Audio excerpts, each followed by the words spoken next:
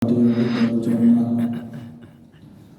أن لا إله إلا الله وحده لا شريك له وأشهد أن محمدا عبده ورسوله صادق البرهان اللهم صل وسلم على رسولك الكريم محمد صلى الله عليه وسلم وعلى آله وأصحابه ومن تبعه بإحسان إلى يوم الدين ثم أما بعد.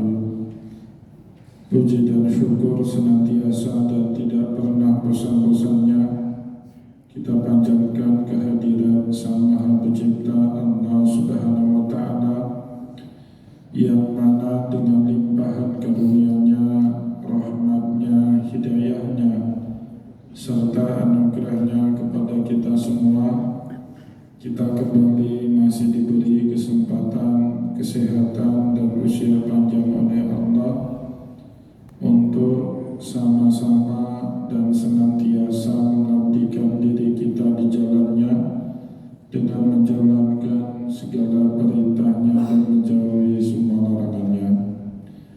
Salawat diringi salam juga tidak pernah lupa pula kita haturkan kepada junjungan alam Nabi besar Muhammad sallallahu alaihi wasallam, di mana beliau telah bersabda dalam satu hadisnya, "Man salaka tariqan yaltamisu fihi ilman sahalallahu lahu bihi tariqan ilal jannah." Barang siapa yang meniti satu jalan untuk menuntut ilmu agama Allah, maka niscaya Allah Subhanahu wa Ta'ala mudahkan baginya jalan menuju ke surganya Allah. Moga-moga Bapak Ibu yang dimuliakan oleh Allah, pengajian kita pada kesempatan malam ini menjadi sarana dan wasilah bagi kita semua untuk dipermudah jalan kita menuju ke surganya Allah. Amin ya rabbal alamin. Bapak Ibu kaum muslimin dan muslimat jamaah pengajian yang dimuliakan oleh Allah, sebagaimana yang sudah kita sampaikan pada pertemuan yang lalu, dari ciri-ciri ulamaul akhirah ayyakuna syadidal inayati bitaqwiyatil yakin, selalu kehidupan mereka difokuskan untuk meminta bantuan kepada Allah untuk makin hari menambah kekuatan yakin mereka kepada Allah Subhanahu wa Ta'ala. Dan itu disebabkan Rasulullah SAW berfirman dalam sebuah hadis, "Al-yakinul imanul kulluh." Yakin itu adalah iman semuanya. Dan juga Bapak Ibu yang dimuliakan oleh Allah, kita sudah membaca keterangan dari Imam Al-Ghazali bahwa yang namanya yakin itu bertingkat-tingkat. Ya, beda antara keyakinan para nabi dengan kita manusia biasa. Dan juga pada pertemuan yang terakhir, Imam Al-Ghazali menyampaikan kepada kita, anna jami'a ma warada bihil anbiya salawatullahi wa salamuhu alaihim min awalihi ila akhirihi wa huwa min majalil yakin. Ya, setiap para nabi dan rasul dari awal Nabi Adam sampai yang terakhir Nabi Muhammad, wa huwa min majalil yakin, dakwahnya itu ketemu pada dakwah atau mengajak orang lain untuk yakin terutama kepada Allah. Maka Bapak Ibu, keyakinan ini wa muta'alliqatul ma'lumatul lati waradat bihas syara'i, dia punya banyak kaitan-kaitan dengan syariat-syariat yang berbeda-beda saat para nabi itu diturunkan oleh Allah. Syariatnya Adam beda dengan syariatnya Nuh. Syariatnya Nuh juga beda dengan syariatnya Ibrahim. Syariatnya Ibrahim berbeda dengan syariatnya Musa. Dan juga syariatnya Musa berbeda dengan syariatnya Isa. Begitu juga akhirnya syariatnya Isa berbeda dengan syariat Nabi kita Muhammad sallallahu alaihi wasallam. Dalam syariatnya Isa harus ada keyakinan ya, bahwa Isa itu tidaklah dibunuh, tidaklah disalib, tetapi yang dibunuh orang yang mukanya diserupakan dengan Isa, dan Isa diselamatkan oleh Allah ke langitnya. Wa ma qatalahu wa ma salabuhu walakin syubbiha lahum. Ya, sedangkan kita Bapak Ibu tidak secara langsung berkaitan dengan keyakinan itu, kecuali dalam hal kita percaya bahwasanya Isa itu salah satu nabinya Allah. Dalam kaitan itu kita percaya kisah bahwa Isa tidak disalib, tidak dibunuh, tetapi diangkat ke langitnya Allah. Di dalam keyakinan orang-orang Nasrani, ya, mereka harus percaya bahwasanya Maryam itu tidak pernah berzina. Kita percaya juga, tetapi bukan pokok daripada akidah kita umat Islam, karena itu tidak menjadi isu dalam keluarganya Muhammad. Nabi kita Muhammad terlahir normal, seperti layaknya manusia biasa, punya ayah, punya ibu. Tapi Nabi Isa tidak punya ayah, cuma punya ibu. Maka terjadilah berbagai macam fitnah. Maka salah satu ajaran yakin yang disampaikan oleh Isa kepada umatnya, dia itu bukanlah Tuhan dan juga bukan anak Tuhan. Ibunya itu juga bukan pelacur, wa ummuhu siddiqah, melainkan wanita salihah. Wanita yang jujur itu bahagian daripada tauhid yang wajib diimani oleh siapapun pengikut Nabi Isa alaihissalam. Jadi ajaran Bapak Ibu.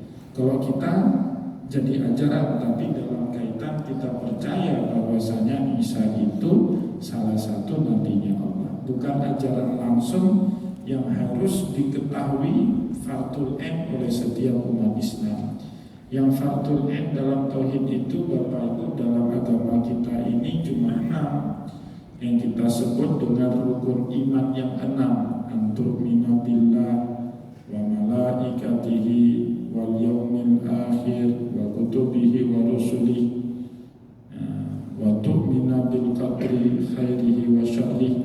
Percaya kepada Allah, percaya kepada hari akhir, percaya kepada para malaikatnya Allah, percaya kepada kitab-kitab suci yang pernah Allah Subhanahu wa ta'ala turunkan kepada para nabi dan rasul, dan juga percaya kepada setiap nabi dan rasul yang pernah Allah Subhanahu wa ta'ala utus.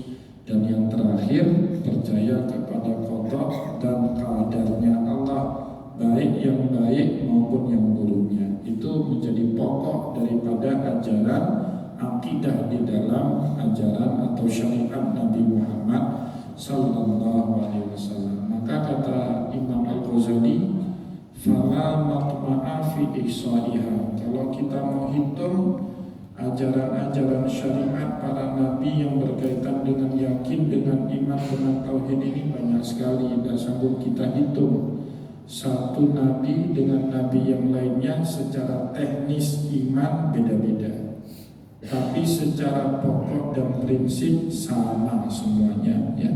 Cara mengekspresikan iman itu beda-beda antara satu nabi dengan nabi yang lain ya. Tetapi Bapak Ibu secara teknis, secara prinsip semuanya menjadi sama. Walakinni usyiru ila ba'tiha wa hiya ummahatuha. Nah, kemudian Imam Al-Ghazali ingin memberitahu yang penting-pentingnya saja, ummahatuha, yang pokok-pokok, yang induk, yang menjadi ibu daripada turunan yakin yang sudah kita bahas pada pertemuan sebelumnya. wa min dzalika at-tauhidu. Dan yang pertama di antara yang paling penting dalam pokok pembahasan keimanan kita kepada Allah, at-tauhid. Ajaran agama para nabi itu semua sama Bapak Ibu pada saat berbicara at-tauhid, esa Tuhan yang kita sembah. Kita tidak punya Tuhan selain daripada Allah. Bapak Ibu boleh baca kisah-kisah para nabi saat mendakwahkan kepada umatnya. Pasti mereka mengajak umatnya itu untuk menyembah Tuhan yang esa. Yang bagaimana kita lihat frontalnya, ekstrimnya dakwah Ibrahim sampai menghancurkan semua berhala karena dianggap berhala-berhala itu menyekutukan Allah dari Tuhan yang esa. Nah, maka Bapak Ibu kaum muslimin dan muslimat yang dimuliakan oleh Allah, di sini Imam Al-Ghazali membedakan makna yakin dengan tauhid. Yakin itu mujarradatut tasdik, semata-mata kita percaya adanya Tuhan yang telah menciptakan alam semesta. Nah, itu sudah disebut yakin, walaupun yakin dalam level yang pertama. Dan pada tahap berikutnya, keyakinan hati itu juga harus diikuti dengan pengakuan dengan lisan. At-taqriru bil lisan, harus diucapkan, tidak boleh hanya semata-mata yakin tapi tidak pernah kita ucapkan apa yang menjadi keyakinan kita itu. Dan yang terakhir baru disebut dengan al-amalu bil jawarih, diamalkan apa yang menjadi keyakinan itu dengan seluruh anggota tubuh, dengan sepenuh jiwa kita.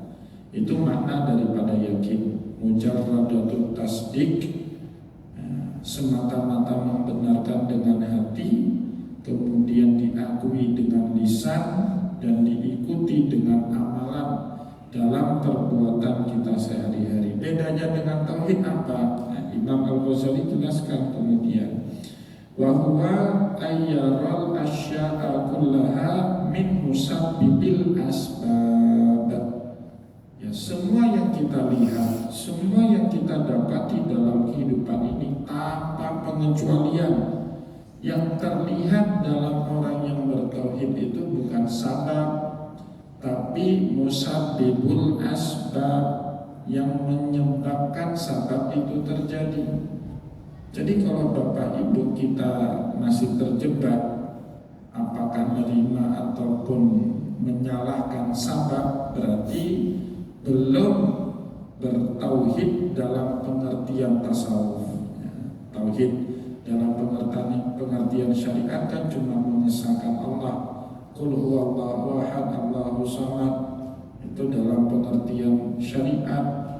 Dalam pengertian tasawuf Bapak Ibu, apapun yang kita hadapi dalam kehidupan ini, baik yang kita terima itu suatu hal yang membuat kita senang ataupun sesuatu hal yang tidak membuatkan kita senang, kita tidak melihat sebabnya, tetapi yang kita lihat adalah musabbibul asbab. Itu makna tauhid yang sesungguhnya.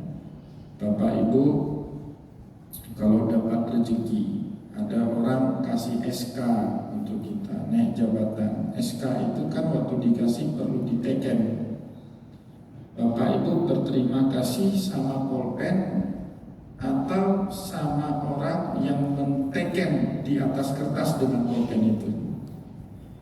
Bodoh kali Bapak Ibu kalau kita ambil pulpen, terima kasih pulpen, sudah tanda tangan SK saya, ya kan? Yang menggerakkan pulpen itu sehingga ada imbuhan tanda tangan di sebuah SK siapa?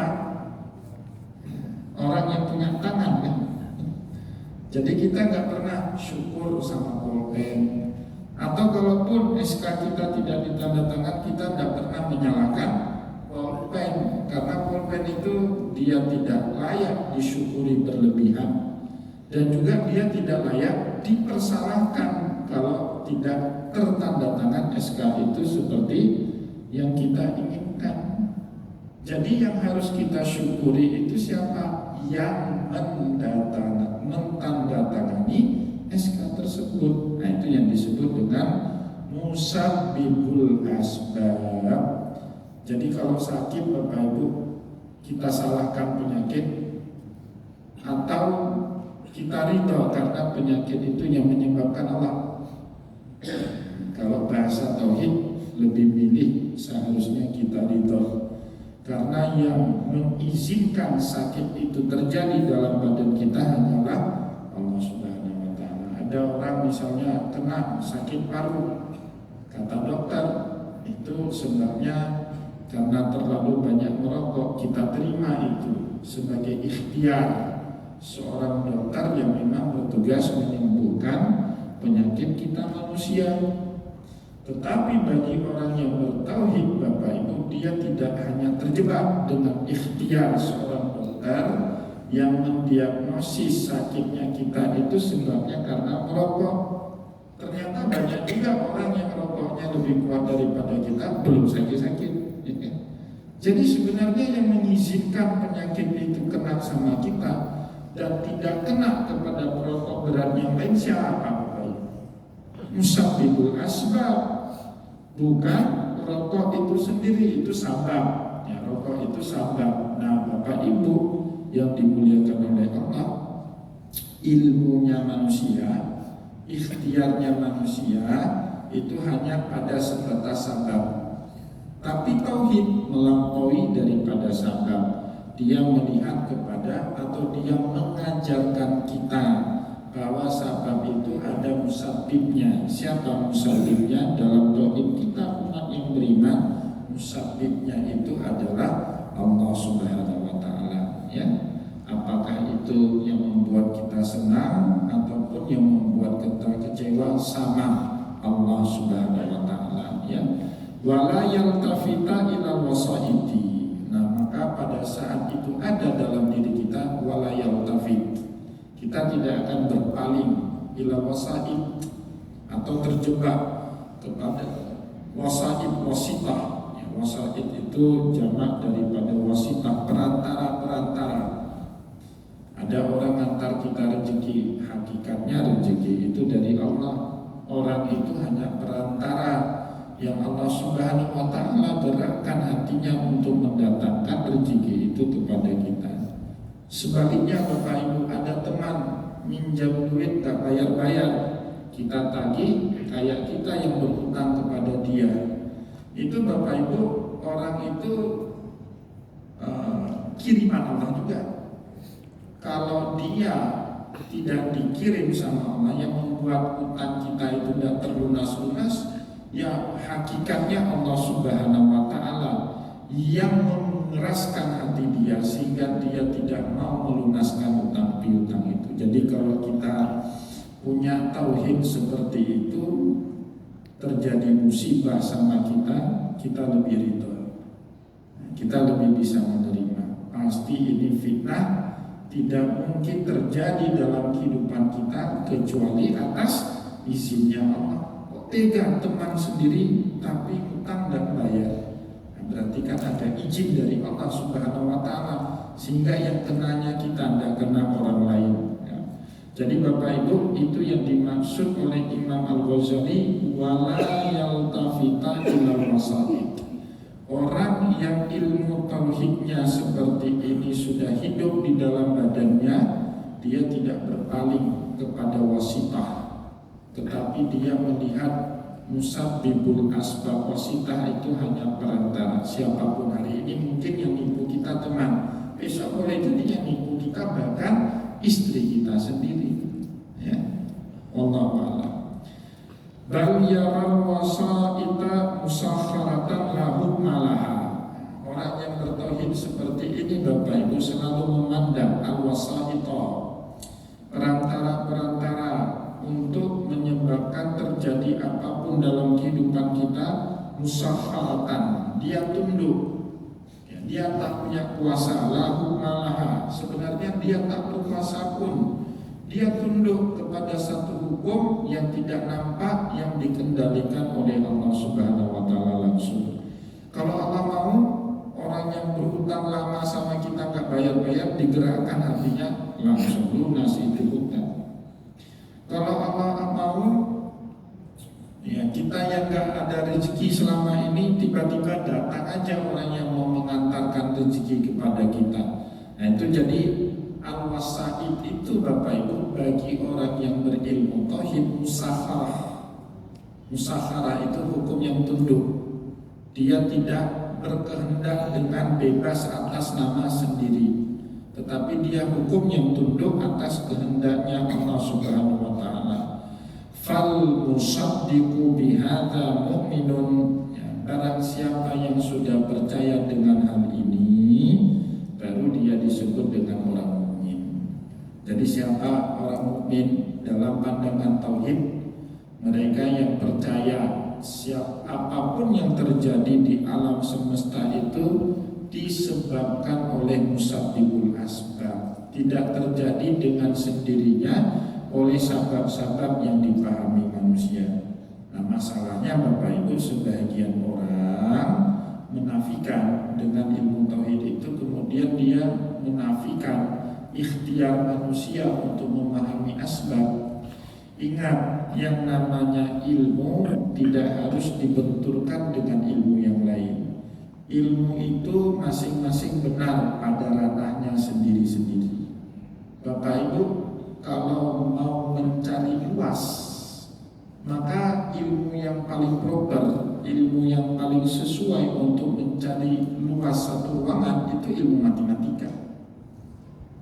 Kalau bentuk ruangnya itu persegi 4, maka rumus matematika itu bilang cara mencari ruang atau luas ruang yang bentuknya persegi 4, rumusnya itu lebar kali panjang, kan gitu. Tapi Bapak Ibu, kalau luas atau luasnya itu bukan persegi panjang, katakanlah bulat, maka rumus yang paling tepat bukan lagi panjang kali lebar, tapi luas jari-jari, kan gitu. Jadi pada saat berubah bentuk, maka ilmu rumus matematika panjang kali lebar tidak lagi cocok untuk mencari luas daripada jari-jari atau roda atau bulat lingkaran. Atau kalau bentuknya persegi 3 sama sisi, Bapak Ibu tidak cocok juga menggunakan rumus panjang kali lebar. Pada saat satu luas itu segitiga sama sisi, kita harus menggunakan dalil Pitagoras untuk mencari ruas atau luas bangunan segitiga sama sisi. Jadi pada saat itu nggak cocok lagi panjang kali lebar. Tapi apakah kita tidak perlu dengan panjang kali lebar? Perlu Bapak Ibu dalam ranahnya masing-masing, ya.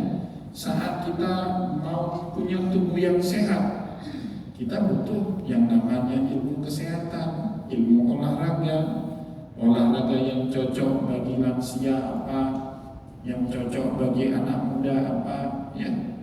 Tapi pada saat kita ngomong bahasa, bagaimana cara kita punya tutur kata yang baik, yang mudah dipahami sama orang lain, yang santun, yang kalau kita bicara itu enak didengar sama orang. Kita butuh ilmu linguistik. Pada saat kita butuh ilmu linguistik, bukan berarti kita menafi ilmu kesehatan, tidak seperti itu. Nah maka Bapak Ibu, saat kita belajar ilmu tauhid, dalam ilmu tauhid semua peristiwa yang terjadi di alam semesta tidak mungkin terjadi kecuali atas izin musabbibul asbab. Musabbibul asbab di dalam ilmu tauhid cuma satu. Siapa itu? Allah. Jadi apapun peristiwa yang terjadi di alam semesta, musabbibul asbabnya kembali cuma satu, yaitu Allah. Itu yang dimaksud dengan tauhid di dalam ilmu tasawuf. Jadi tauhid itu bukan hanya ngaku Allah itu esa, lam yalid walam yulad walam yakul lahu kufuwan ahad. Ya, itu bagian daripada tauhid kita kepada Allah. Tapi Bapak Ibu, saat kita mengakui bahkan semua peristiwa yang terjadi pada diri dan sekitar kita itu terjadi atas izin yang esa itu, disitulah duduk yang namanya tauhid seperti yang diinginkan oleh Rasulullah Sallallahu Alaihi Wasallam. itu kan ada ayat sebenarnya. Ma asoba min musibatin fil ardi wala fi anfusikum illa fi kitabin min qabli an nabra'aha inna fi dzalika 'ala Allahi yasir. Apapun yang menimpa kalian atau yang ada di sekitar kalian, baik yang baiknya maupun yang buruknya, illa fi kitabin, semuanya sudah ditulis sama Allah, min qabli an nabra'aha, sebelum kejadian dan peristiwa itu terjadi. Ya, kadang-kadang kalau Allah nggak ngizin Bapak Ibu, suka-suka Allah ciptakan takdir yang baru. Allah kan Maha Pencipta.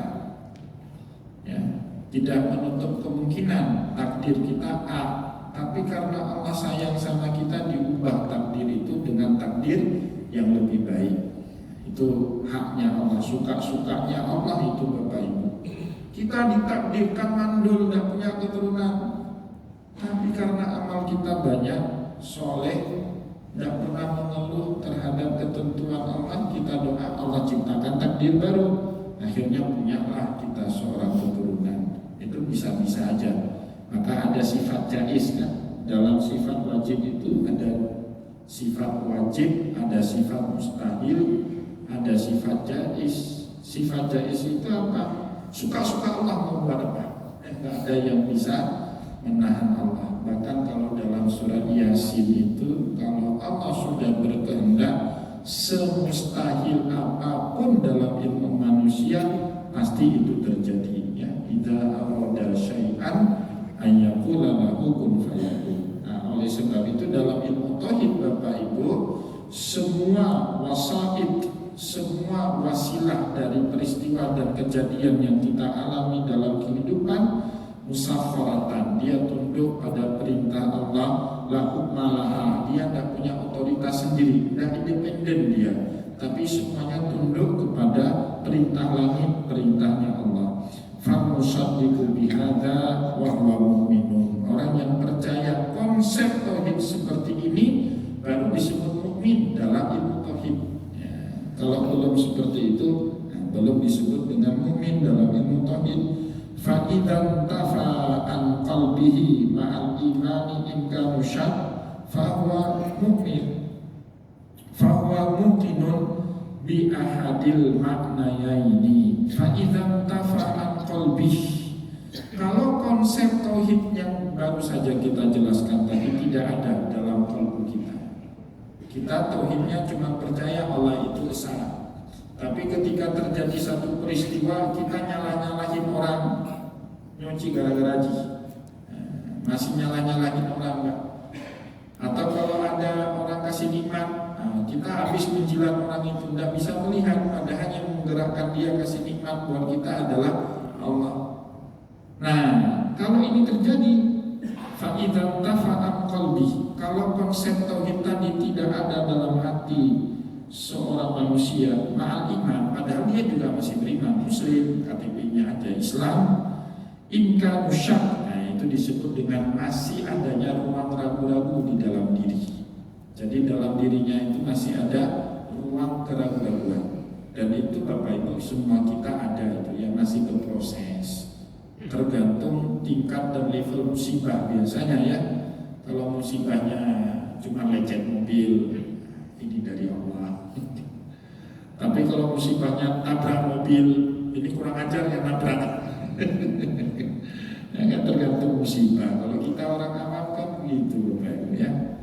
Kalau yang diambil sendal jepit kita, ini ujian dari Allah, bisa kita ngomong gitu ya.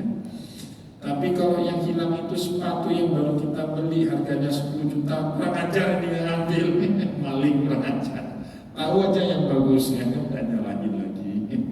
Nah, maka Bapak Ibu kaum muslimin dan muslimat, jamaah pengajian yang dimuliakan oleh Allah, kata Imam Al-Ghazali selanjutnya, ini panjang ini ya, kalau kita cukupkan dulu lah.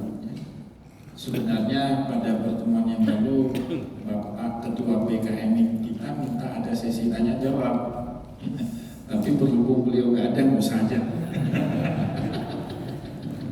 Waktu ada beliau nanti kita buka lagi sesi tanya jawab.